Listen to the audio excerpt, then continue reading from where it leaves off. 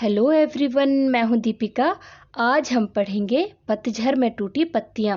इसके लेखक हैं रविंद्र केलेकर। तो बच्चों, जैसा कि इस पाठ के दो भाग हैं, पहला गिन्नी का सोना और दूसरा झेन की देन। तो आइए फिर शुरू करते हैं। पहला पाठ है गिन्नी का सोना। बच्चों, गिन्नी का मतलब होता है सिक्का और गिन्नी का सोना का मतलब होता है सोने का सिक्का। देखो, जब सोने में थोड़ा मिलावट करी जाती है, उसमें तांबा मिलाया जाता है, तो उसे कहते हैं गिन्नी का सोना। शुद्ध सोना अलग है और गिन्नी का सोना अलग। गिन्नी के सोने में थोड़ा सा तांबा मिलाया हुआ होता है, इसलिए वह ज्यादा चमकदार है और शुद्ध सोने से मजबूत भी होता है। औरतें अक्सर इसी सोने के गहने बनवा लेती हैं। सोना सब समझ रहे हैं ना? गोल्ड मेटल होता है जिसकी ज्वेलरी बनती है, ठीक है। तो एक है शुद्ध सोना और दूसरा है गिन्नी का सोना। अब इन दोनों में क्या फ़र्क है? देखो, शुद्ध सोना जो होता है वो प्योर होता है, इसको 24 कैरेट का सोना भी कहते हैं। और उसे मजबूत बनाने के लिए और ज़्यादा चमकदार बनाने के लिए उसमें तांबा मिला दिया जाता है, ठीक है। उसे कहते हैं गिन्नी का सोना। और वो जो गिन्नी का सोना होता है वो 22 कैरेट का होता है। अब ये कैरेट क्या होता है? ये गोल्ड की शुद्धता को मापने की इकाई होती है, ठीक है। और औरतें अक्सर इसी सोने के गहने बनवा लेती हैं। और बच्चों, जितनी भी ज्वेलरीज है, रिंग है, चेन है, बाकी ज्वेलरी है, वो सारी की सारी गिन्नी के सोने से ही बनती हैं, ठीक है, क्योंकि वो थोड़ा मजबूत होता है और चमकदार भी होता है। फिर भी होता तो वह है गिन्नी का ही सोना। तो लेखक कह रहे हैं कि चाहे औरतें इस सोने के सिक्के से या गिन्नी के सोने से गहने बनवा लेती हैं, लेकिन वो शुद्ध सोना नहीं होता है, मिलावट वाला सोना ही होता है। शुद्ध आदर्श भी शुद्ध सोने के जैसे ही होते हैं। चंद लोग उसमें व्यवहारिकता का थोड़ा सा तांबा मिला देते हैं और चला कर दिखाते हैं। तब हम लोग उन्हें प्रैक्टिकल आइडियलिस्ट कहकर उनका बखान करते हैं। शुद्ध आदर्श, आदर्श का मतलब होता है सिद्धांत या किसी व्यक्ति का उच्चतम या फिर अच्छा चरित्र, ठीक है। तो शुद्ध आदर्श जो अच्छे आदर्श होते हैं, अच्छा चरित्र जो होता है, वो शुद्ध सोने के जैसा ही होता है। चंद लोग यानी कुछ लोग उसमें व्यवहारिकता, व्यवहारिकता का मतलब होता है समय या फिर अवसर देखकर काम करने की जो सूझबूझ होती है। इसका मतलब है कि सिचुएशन के हिसाब से जो लोग अपने काम को निकालना जानते हैं उसे बोलते हैं व्यवहारिकता, ठीक है। तो जो चंद लोग, कुछ लोग हैं, उसमें किसमें? अपने आदर्शों में व्यवहारिकता का थोड़ा सा तांबा मिला देते हैं। तांबा मिलाना, यहाँ पर ये एग्जाम्पल सोने के लिए दिया है। जैसे सोने में तांबा मिला करके गिन्नी का सोना बना है, वैसे ही आदर्शों में व्यवहारिकता की मिलावट करके कुछ लोग उसे चला कर दिखाते हैं, यानी कुछ लोग इसी तरह से जीते हैं, इसी तरह से अपना काम निकालना जानते हैं। तब हम लोग यानी हम जो आम जनता है, वो ऐसे लोगों को प्रैक्टिकल आइडियलिस्ट कहकर उनका बखान, बखान मतलब वर्णन करना या फिर तारीफें करना, ठीक है, ऐसा हम उनका गुणगान करने लगते हैं। प्रैक्टिकल आइडियलिस्ट का मतलब होता है व्यवहारिक आदर्शवादी, मतलब जो आदर्शों को व्यवहारिकता के साथ प्रस्तुत करते हैं। और व्यवहारिक का मतलब होता है व्यवहार, ठीक है। इसका मतलब है कि वो लोग जो अपने आदर्शों पर चलना तो चाहते हैं, लेकिन सिचुएशन के हिसाब से फायदा और नुकसान आदि को देखते हुए अपने आदर्शों के साथ वो समझौता कर लेते हैं। जैसे कई बार देखा होगा ना कि हाँ यार, ये काम ऐसे ही चलता है, चलो थोड़ा हम भी एडजस्ट कर लें। ऐसा कह के कई बार हम अपने आदर्शों को पीछे छोड़ देते हैं। यही यहाँ पर को कहा गया है कि कुछ लोग ऐसा करते हैं और उनको क्या कहा जाता है? व्यवहारिक आदर्शवादी कहा जाता है, यानी प्रैक्टिकल आइडियलिस्ट कहा जाता है। पर बात ना भूलें कि बखान आदर्शों का नहीं होता, बल्कि व्यवहारिकता का होता है। और जब व्यवहारिकता का बखान होने लगता है, तब प्रैक्टिकल आइडियलिस्टों के जीवन से आदर्श धीरे धीरे पीछे हटने लगते हैं और उनकी व्यवहारिक सूझबूझ ही आगे आने लगती है। तो लेखक कह रहे हैं कि लेकिन हमें इस बात को नहीं भूलना चाहिए कि बखान, बखान मतलब वर्णन या फिर बातचीत, किसी के बारे में बात करना या किसी चीज़ के बारे में बात करना, ठीक है। वो आदर्शों का नहीं होता बल्कि व्यवहारिकता का होता है। और व्यवहारिकता क्या है? आपका या मेरा जो व्यवहार है, ठीक है। तो सबसे पहले क्या दिखता है? हमारा व्यवहार ही दिखता है। किसी को ये नहीं पता होता कि हमारे आदर्श क्या है। दिखता क्या है? व्यवहार ही दिखता है। हम अपने व्यवहार से ही पहचाने जाते हैं। और जब व्यवहारिकता यानी हमारे व्यवहार का बखान होने लगता है, उस बारे में बातें होने लगती है, तब ऐसे लोगों के जीवन से जो व्यवहारिकता को ज़्यादा महत्व देते हैं, ठीक है, ऐसे लोगों के जीवन से आदर्श जो है वो धीरे धीरे पीछे हटने लगते हैं। और उनकी व्यवहारिक सूझबूझ यानी सोचने समझने की जो शक्ति है, ठीक है, वही आगे आने लगती है। क्यों? बात फिर वही है कि दिखता हमारा व्यवहार ही है। हमारे आदर्श क्या हैं वो तब तक नहीं पता चलेंगे जब तक का हम अपने आदर्शों के हिसाब से व्यवहार नहीं करते हैं। और इसी व्यवहारिकता की वजह से जो आदर्शवादी लोग होते भी हैं, उनके जीवन से जो आदर्श उनके आदर्श हैं वो धीरे धीरे कम होने लगते हैं, ठीक है। और उनकी सोचने की शक्ति बढ़ने लगती है, क्योंकि जब उनके व्यवहार की वजह से उनका जीवन आसान हो रहा है या उनका काम बन रहा है, तो धीरे धीरे आदर्श जो है वो खुद ब खुद पीछे होने लगते हैं। सोना पीछे रहकर तांबा ही आगे आता है। बिल्कुल वैसे ही जैसे सोने में तांबे की मिलावट होती है तो उसमें चमक आ जाती है, ठीक है। तो तांबा आगे कैसे आया? तांबे की वजह से चमक आई ना। तांबा आगे आया और सोना पीछे रह गया। सोने का जो लचीलापन था वो धीरे धीरे कहीं खो गया, वो पीछे रह गया और तांबे की मजबूती और तांबे की चमक आगे आ गई। वैसे ही मनुष्य के जीवन में भी होता है। उसके व्यवहार की वजह से, उसकी जो व्यवहारिकता है उसकी वजह से उसके जो आदर्श हैं वो कई बार पीछे रह जाते हैं। चंद लोग यानी कुछ लोग कहते हैं गांधी जी प्रैक्टिकल आइडियलिस्ट थे, व्यवहारिकता को पहचानते थे, उसकी कीमत जानते थे, इसीलिए वे अपने विलक्षण आदर्श चला सके, वरना हवा में ही उड़ते रहते, देश उनके पीछे न जाता। गांधी जी प्रैक्टिकल आइडियलिस्ट थे। प्रैक्टिकल आइडियलिस्ट सबको याद है ना? व्यवहारिक आदर्शवादी, ठीक है।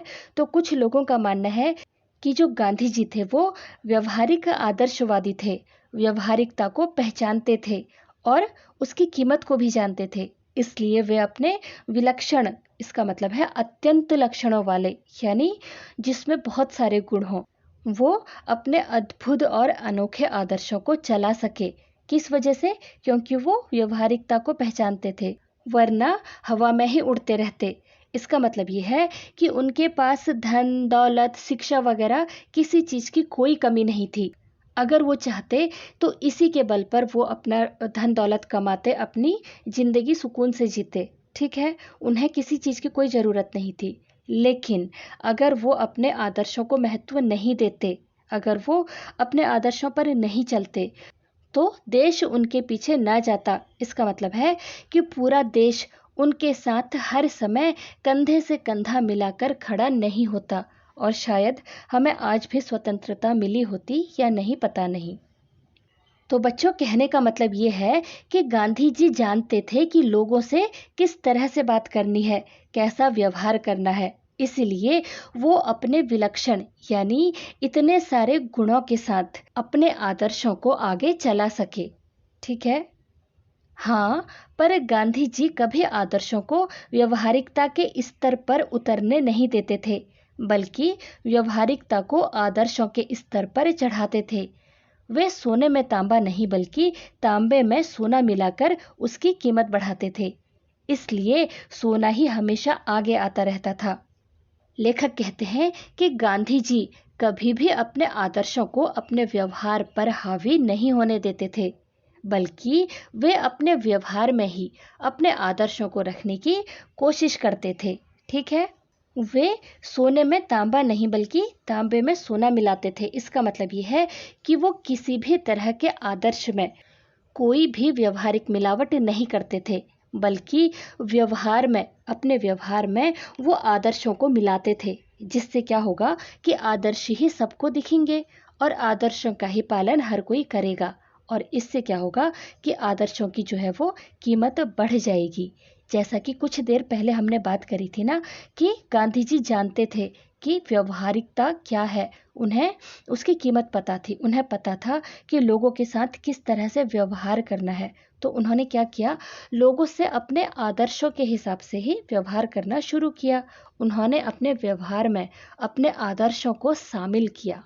उन्होंने हमेशा अपने आदर्शों को आगे रखा और व्यवहार को पीछे रखा। अपने आदर्शों के हिसाब से ही वो व्यवहार किया करते थे, जिससे कि उनके द्वारा किए गए व्यवहार को लोग जब देखेंगे, समझेंगे, तो उससे उनको अच्छे आदर्श ही मिलेंगे। ठीक है, तो यही उन्होंने कोशिश करी और इसीलिए जो सोना है वो हमेशा आगे रहा। इसका मतलब है कि इसीलिए उनके जो आदर्श हैं हमेशा वो ही आगे रहे। व्यवहारवादी लोग हमेशा सजग रहते हैं। सजग का मतलब होता है सतर्क या फिर सावधान। लाभ हानि का हिसाब लगाकर ही कदम उठाते हैं। वे जीवन में सफल होते हैं, अन्यों से आगे भी जाते हैं। पर क्या वे ऊपर चढ़ते हैं? लेखक कह रहे हैं कि जो व्यवहारवादी लोग होते हैं वो हमेशा सतर्क और सावधान रहते हैं। वो इस बात के लिए चौकन्ने रहते हैं कि कहीं उनसे कोई ऐसा काम ना हो जाए जिसके कारण उनको हानि उठानी पड़े। वो हर काम के पीछे लाभ हानि यानी नुकसान और फायदे का हिसाब लगाकर ही आगे बढ़ते हैं। ठीक है, हिसाब लगाना मतलब अंदाज़ा लगाना, पहले ही कैलकुलेट कर लेना कि अगर मैं ये काम करूँगा तो इससे मुझे फ़ायदा होगा या नुकसान होगा, और वो उसी हिसाब से कदम उठाते हैं। तो लेखक कह रहे हैं कि ऐसे लोग बहुत सफल होते हैं और दूसरों से आगे भी बढ़ जाते हैं। पर क्या ऐसे लोग सही मायने में आगे बढ़ पाते हैं? क्या ये लोग वो इज्जत हासिल कर पाते हैं? दूसरों की नज़र में क्या सम्मान हासिल कर पाते हैं? खुद ऊपर चढ़ें और अपने साथ दूसरों को भी ऊपर ले चलें, यही महत्व की बात है। यह काम तो हमेशा आदर्शवादी लोगों ने ही किया है। समाज के पास अगर शाश्वत मूल्यों जैसा कुछ है तो वह आदर्शवादी लोगों का ही दिया हुआ है। व्यवहारवादी लोगों ने तो समाज को गिराया ही है। तो लेखक कह रहे हैं कि सबसे ज़्यादा महत्वपूर्ण बात यह है, महत्व की बात क्या है कि खुद भी ऊपर चढ़ें और दूसरों को भी ऊपर ले चलें। इसका मतलब है कि खुद भी तरक्की करें, खुद भी सफलता हासिल करें, लेकिन साथ ही साथ वो दूसरों को भी, उनके आसपास जो उनके मित्र हैं, जो जान पहचान के हैं या जो ज़रूरतमंद लोग हैं, उनको भी साथ लेकर के वो आगे चलें। और ये काम हमेशा से ही आदर्शों को सबसे आगे रखने वाले लोग ही कर सकते हैं, क्योंकि आदर्शवादी लोग जो हैं वो लाभ और हानि, नुकसान और फायदे की नहीं सोचते हैं, वो सभी को लेकर साथ चलते हैं। तो ऐसा काम सिर्फ उच्च आदर्श वाले लोग ही कर सकते हैं। और समाज के पास अगर कुछ शाश्वत मूल्य जैसा कुछ है, शाश्वत मतलब जो हमेशा रहता है, जो हमेशा एक सा रहे, जो बदला ना जा सके। ठीक है, अगर ऐसे कुछ मूल्य हैं तो वो आदर्शवादी लोगों के ही दिए हुए हैं। ठीक है, और व्यवहारवादी लोग जो हैं उन्होंने तो सिर्फ समाज को गिराया ही है। उनको कोई फर्क नहीं पड़ता अगर समाज को नुकसान हो रहा है तो लेखक कह रहे हैं कि हमें गांधी जी की तरह अपने आदर्शों को, अपने मूल्यों को, अपने विचारों को व्यवहार के साथ नहीं मिलाना चाहिए, बल्कि हमें आदर्श और व्यवहार को एक साथ लेकर आगे चलना चाहिए, ताकि जो हमारे आदर्श हैं वो कहीं पीछे ना छूट जाएं और हम व्यवहारवादी होकर कहीं स्वार्थी ना हो जाएं और समाज को नुकसान ना पहुंचा दें। तो अपने आदर्शों को हमें कभी नहीं छोड़ना चाहिए, यही लेखक हमें समझाना चाहते हैं। ठीक है, चलिए आगे बढ़ते हैं। झेन की देन। बच्चों, झेन का मतलब होता है ध्यान लगाने की एक स्थिति, मेडिटेशन। ठीक है, जापान में मैंने अपने एक मित्र से पूछा, यहाँ के लोगों को कौन सी बीमारियाँ अधिक होती हैं? मानसिक, उन्होंने जवाब दिया। यहाँ के 80% लोग मनोरुग्ण हैं। तो बच्चों, इसमें लेखक कह रहे हैं कि उन्होंने एक बार अपने जापान में रहने वाले यानी जापानी मित्र से पूछा कि यहाँ के लोगों को यानी जापानियों को कौन सी बीमारी सबसे ज़्यादा है। ठीक है, और उन्होंने कहा मानसिक। मानसिक का मतलब है दिमागी, दिमाग संबंधी। ठीक है, और साथ ही उनके दोस्त ने ये भी बताया कि जापान के 80% फीसदी मतलब परसेंट प्रतिशत, ठीक है, 80% लोग मनोरुग्ण हैं। मनोरुग्ण का मतलब होता है तनाव के कारण जो मन से अस्वस्थ लोग होते हैं, मानसिक रोग या मानसिक बीमारी, ठीक है। तो उन्होंने कहा कि लगभग 80% लोग जो है वो मानसिक बीमारी से ग्रसित हैं। इसकी क्या वजह है? तो बच्चों, जब लेखक ने इसका कारण पूछा, इस बीमारी का कारण पूछा, तो कहने लगे हमारे जीवन की रफ्तार बढ़ गई है। यहाँ कोई चलता नहीं बल्कि दौड़ता है, कोई बोलता नहीं बकता है। हम जब अकेले पढ़ते हैं तब अपने आप से लगातार बड़बड़ाते रहते हैं।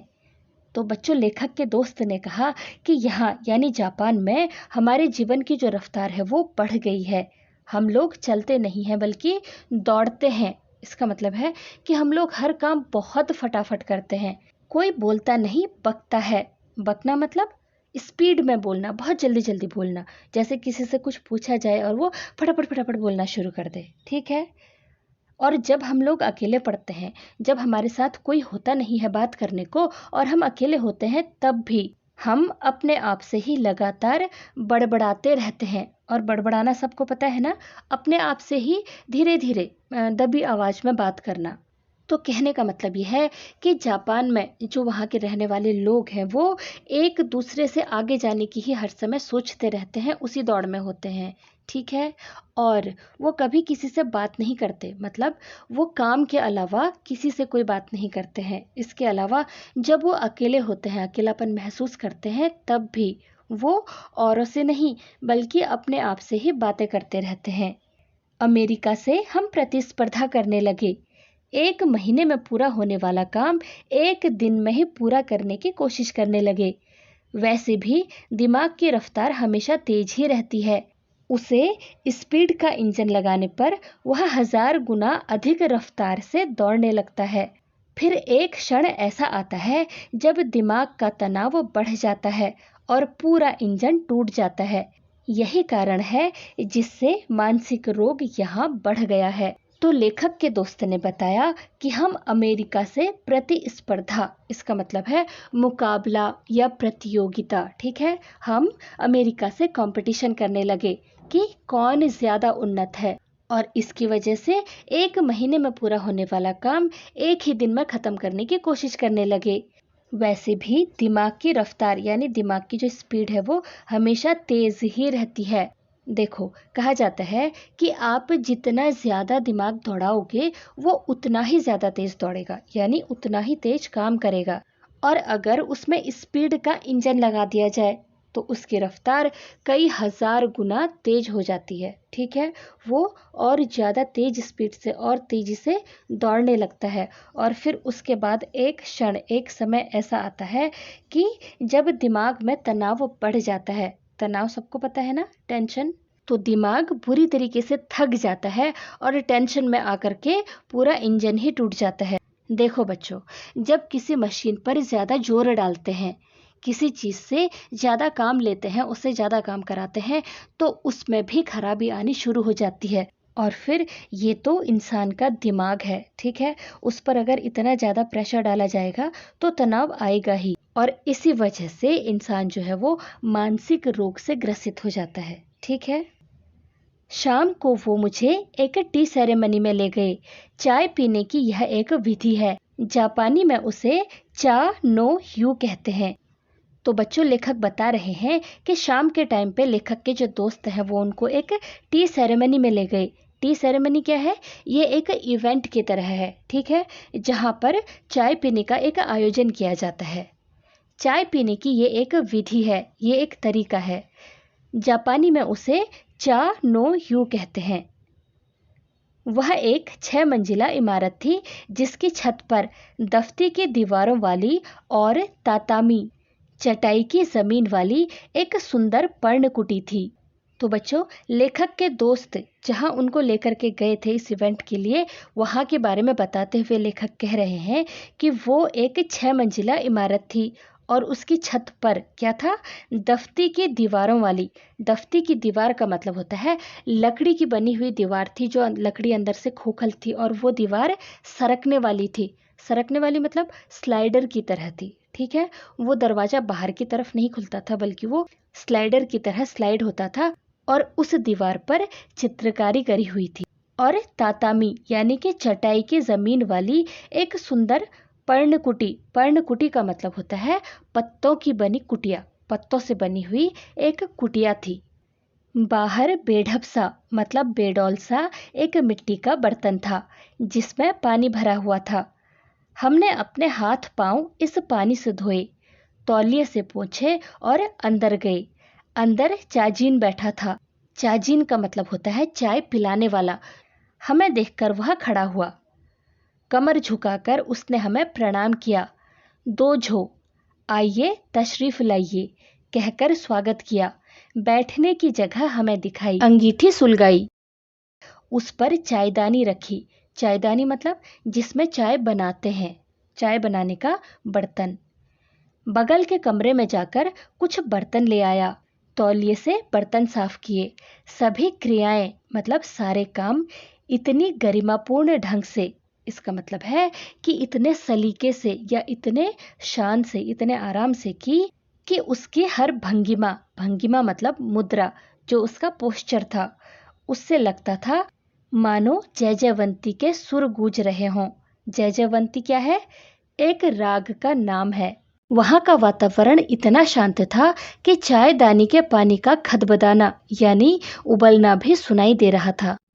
तो बच्चों, लेखक उस जगह का वर्णन करते हुए बता रहे हैं कि जब वो उस 6 मंजिला इमारत में गए तो उन्हें वहां एक कुटिया दिखी। वो पत्तों की बनी हुई कुटिया थी और उसमें चटाई बिछी हुई थी। उसके बाहर से एक बेडौल सा मिट्टी का बर्तन रखा हुआ था जिसमें पानी था। उन्होंने उस पानी से अपने हाथ पांव धोए और फिर तौलिए से हाथ पांव पोंछकर वो अंदर गए। और अंदर उनको कौन मिला? चाजीन मिला। और वो चाजीन कौन था? वो जो चाय पिलाने वाला व्यक्ति था, ठीक है। उसने उन्हें कमर झुकाकर प्रणाम किया यानी उनका अभिवादन किया और उन्हें बैठने की जगह दिखाई। उनसे कहा दो झो, इसका मतलब है आइए तशरीफ लाइए, ठीक है। ऐसा कहकर उनका स्वागत किया, उनको बैठाया और उसके बाद उसने वो अंगीठी जलाई जिस पर उसने चाय का बर्तन रखा, चाय गर्म करने के लिए रखी। उसके बाद वो बगल वाले कमरे में गया और वहां से कुछ बर्तन लेकर आया। उन बर्तनों को उसने तौलिए से साफ किया और ये सारे के सारे काम, ये सारा काम वो इतने सलीके से, इतने अच्छे ढंग से कर रहा था कि उसकी मुद्रा, उसे देख करके ऐसा लग रहा था कि मानो जयजयवंती नाम का जो राग है उसकी धुन गूंज रही हो, ठीक है। और लेखक बता रहे हैं कि उस जगह का वातावरण इतना शांत था कि जो उसने चाय बनाने के लिए रखी हुई थी ना, अंगीठी के ऊपर चाय रखी हुई थी, उस बर्तन से उस उबलते हुए पानी की आवाजें तक सुनाई दे रही थी। जैसा कि इस चित्र में दिखाया गया है कि ये दोनों शायद लेखक और उनके मित्र रहे होंगे और ये होगा चाजीन, ठीक है, जो चाय पिलाता है। इसके हाथ में चायदानी है और यहाँ पर 2 कप भी रखे हुए हैं, तो शायद ये चाजीन है। चाय तैयार हुई, उसने वह प्यालों में भरी, फिर वे प्याले हमारे सामने रख दिए गए। वहां हम 3 मित्र ही थे। इस विधि में शांति मुख्य बात होती है, इसलिए वहां 3 से अधिक आदमियों को प्रवेश नहीं दिया जाता। लेखक कहते हैं कि चाय बनाने वाले उस चाजीन ने चाय तैयार की, उसके बाद उनको प्यालों में भर दिया और फिर उन प्यालों को लेखक और उनके मित्रों के सामने रख दिया गया और वहां पर लेखक को मिलाकर वो 3 लोग ही थे। तो लेखक कह रहे हैं कि जापान में इस चाय समारोह यानी जो ये टी सेरेमनी है, इसकी सबसे खास बात शांति होती है, ठीक है। इसलिए वहां 3 से ज्यादा लोगों को प्रवेश नहीं दिया जाता। प्रवेश मतलब एंट्री। 3 से ज्यादा लोगों को वहां पर कोई एंट्री नहीं दी जाती है। प्याले में 2 घूंट से अधिक चाय नहीं थी। तो बच्चों, उन प्यालों में 2 घूंट से ज्यादा चाय नहीं डली हुई थी। हम ओठों से प्याला लगाकर एक एक बूंद चाय पीते रहे। करीब 1.5 घंटे तक चुस्कियों का यह सिलसिला चलता रहा। तो लेखक बता रहे हैं कि वो और उनके जो मित्र हैं, वो उन चाय के प्यालों को अपने होठों से लगाकर एक एक बूंद, बहुत थोड़ा थोड़ा सा चाय पी रहे थे, ठीक है। और वो ये भी बता रहे हैं कि वो 2 घूंट चाय पीने में उनको लगभग 1.5 घंटे का समय लगा। बहुत धीरे धीरे चाय पीते रहे। और चुस्कियों का मतलब सबको पता है ना, बहुत धीरे धीरे से बहुत छोटी छोटी सी सिप लेकर के पीना। और सिलसिला का मतलब होता है क्रम, ठीक है। और ये जो छोटी छोटी चुस्कियाँ लेकर के, बहुत छोटी छोटी सिप लेकर के जो चाय पीने का उनका क्रम था, वो लगभग 1.5 घंटे तक चलता रहा। पहले 10-15 मिनट तो मैं उलझन में पड़ा। तो लेखक कह रहे हैं कि स्टार्टिंग के जो 10-15 मिनट थे उसमें मैं कंफ्यूज्ड रहा। उलझन मतलब असमंजस की स्थिति, जब हम कुछ समझ नहीं पाते हैं कि करना क्या है, ठीक है। तो लेखक भी बहुत कंफ्यूज्ड रहे कि भाई इतनी सी चाय है, इसको लेकर के एक एक बूंद पीना है, इसका मतलब क्या है। फिर देखा दिमाग की रफ्तार धीरे धीरे धीमी पड़ती जा रही है। थोड़ी देर में बिल्कुल बंद भी हो गई। मुझे लगा मानो अनंत काल में मैं जी रहा हूँ। यहाँ तक कि सन्नाटा भी मुझे सुनाई देने लगा। तो लेखक कह रहे हैं कि पहले के 10-15 मिनट तो उनको बहुत परेशानी हुई, लेकिन धीरे धीरे उन्होंने महसूस किया कि उनके दिमाग की जो रफ्तार है वो धीमी पड़ गई है। और कुछ समय बाद तो ऐसा लगा कि दिमाग बिल्कुल बंद हो गया हो, और उन्हें लगा कि मानो वो अनंतकाल में जी रहे हैं। अनंतकाल का मतलब होता है कभी खत्म ना होने वाला समय। उन्हें लग रहा था कि बस वो चाय पी रहे हैं, उनका दिमाग इतना शांत है कि उनको लग रहा था कि वो एक कभी ना खत्म होने वाले समय में वो इस वक्त जी रहे हैं। और यहाँ तक कि सन्नाटा भी उन्हें सुनाई दे रहा था। वहाँ पर इतनी शांति थी, उनका मन इतना शांत हो गया था, उनका दिमाग इतना शांत हो गया था कि बाहर की शांति भी उनको शोर लग रही थी। सन्नाटा सुनाई देना मतलब उनको बाहर का जो सन्नाटा था, बाहर की जो शांति थी ना, वो भी उनको शोर की तरह सुनाई दे रही थी। सन्नाटा मतलब सबको पता है ना, शांति, चुप्पी, मौन या फिर खामोशी, ठीक है। अक्सर हम या तो गुजरे हुए दिनों की खट्टी मीठी यादों में उलझे रहते हैं या भविष्य के रंगीन सपने देखते रहते हैं। हम या तो भूतकाल में रहते हैं या भविष्यकाल में। असल में दोनों काल मिथ्या हैं। एक चला गया है, दूसरा आया नहीं है। हमारे सामने जो वर्तमान क्षण है वही सत्य है, उसी में जीना चाहिए। चाय पीते पीते उस दिन मेरे दिमाग में भूत और भविष्य दोनों काल उड़ गए थे। केवल वर्तमान क्षण सामने था और वह अनंतकाल जितना विस्तृत था।